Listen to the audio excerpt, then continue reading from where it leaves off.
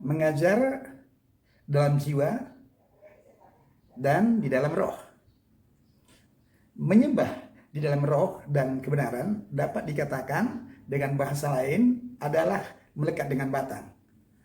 Setelah kita mengalami perjumpaan demi perjumpaan dengan Tuhan, maka kita sebenarnya mulai melekat dengan pokok anggur itu. Melekat lebih permanen akan menghasilkan buah-buah yang manis, yang berupa pemulihan kehidupan yang lama menjadi baru. Tinggallah di dalam aku, dan aku di dalam kamu.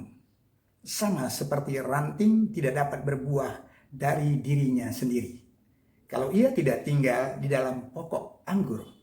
Demikianlah juga kamu tidak dapat berbuah jikalau kamu tidak tinggal di dalam aku.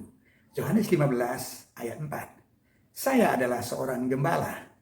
Saya ingin menyampaikan sebuah contoh bagaimana salah satu gereja yang saya gembalakan dipulihkan karena mereka menyembah dalam roh dan kebenaran.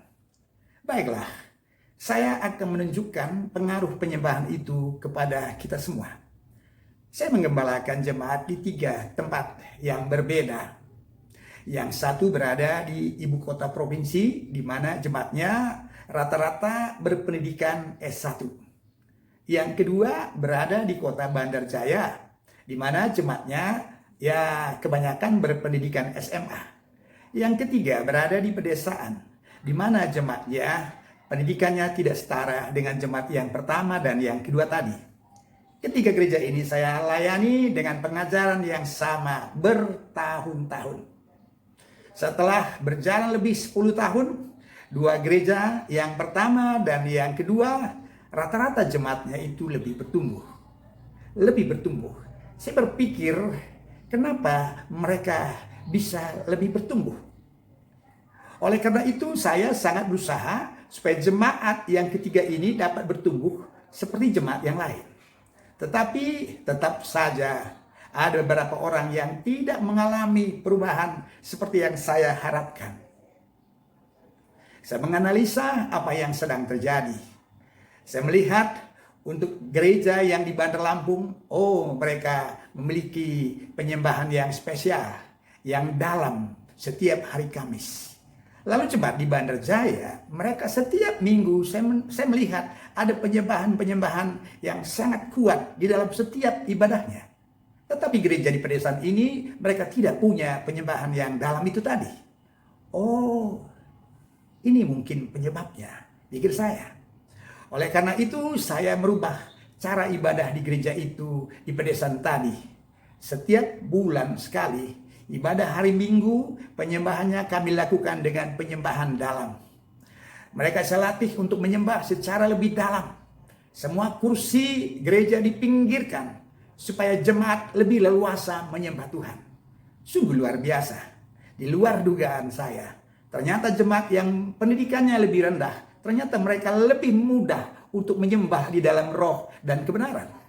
Karena sesungguhnya mereka adalah orang-orang yang polos. Orang-orang yang masih polos. Setelah 3 bulan, kemudian seorang bapak yang tadinya menurut saya tidak bertumbuh, tiba-tiba minta bersaksi ke depan dan mengatakan, saudara-saudara, setelah kita menyembah lebih dalam selama 3 bulan terakhir ini, saya mengalami banyak pemulihan dalam hidup saya. Saya memang melihat ada perubahan yang baik, di mana bapak ini menjadi jauh lebih bersemangat untuk beribadah. Demikian juga jemaat-jemaat yang lain. Saya mendapat kesimpulan bahwa mereka tidak mampu menyerap cukup banyak firman karena kemampuan mereka secara berpikir memang terbatas. Karena pendidikan yang terbatas. Oleh karena itu, bila terus dijejali dengan firman, mereka sebetulnya sudah menjadi letih dan berputus asa. Tetapi ketika kita mengajarnya dan menambahnya melalui bersentuhan dengan Tuhan, maka lengkaplah pengajaran itu. Pikiran saya memandang jauh ke seluruh pulau.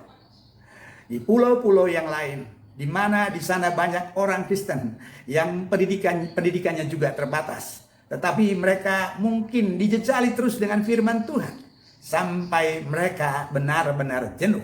Mereka tidak berakar. Oleh karena itu mereka mudah untuk meninggalkan kekristenan dan masuk ke agama lain. Saya percaya bila mereka ditambah pengajarannya, yaitu mengalami Tuhan secara roh, maka mereka akan menjadi orang-orang Kristen yang tangguh.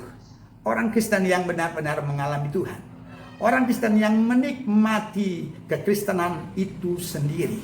Orang Kristen yang bangga menjadi Kristen. Amin.